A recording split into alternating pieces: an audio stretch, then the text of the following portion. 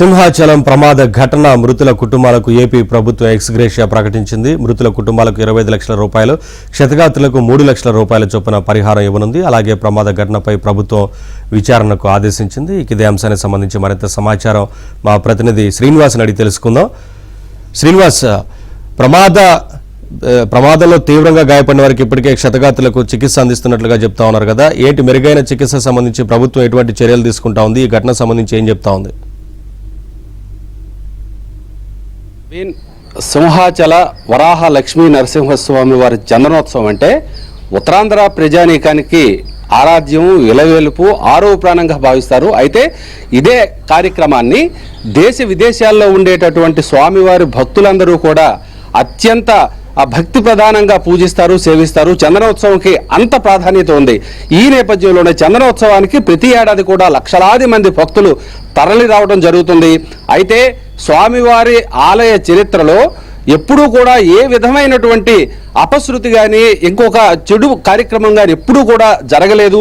స్వామివారి తాలూకా నిజరూప దర్శనం చేసుకోవటానికి పూసపాటి గజపతుల తాలూకా వారసులందరూ కూడా అనువంశిక ధర్మకర్తలుగా వ్యవహరించడం, స్వామివారి తాలూకా తొలి దర్శనాన్ని వారికే దక్కుతుంది.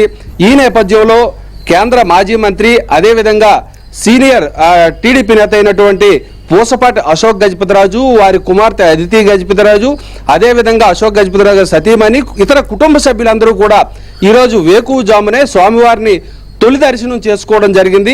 తొలి దర్శనం చేసుకు వచ్చిన తర్వాత ఎందుకోసం అంటే అక్కడ స్వామివారిని దర్శించుకోవటానికి భక్తులు ఎంతగా ఎగబడతారో రాజావారి తాలూకా కుటుంబ సభ్యులను కూడా కలుసుకోవాలని అక్కడ ఉండేటటువంటి భక్తులందరూ కూడా అంత ఆతృత, ఉత్సాహం చూపిస్తారు.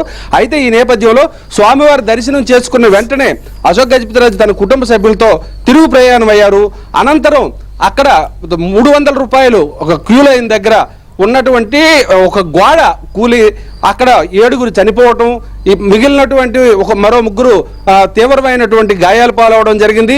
7 సంబంధించి అందులో 4 మగవారిని గుర్తించడం జరిగింది. మిగిలినటువంటి 3 మహిళల తాలూకా మృతదేహాలను ఇంకా గుర్తించవలసి ఉంది.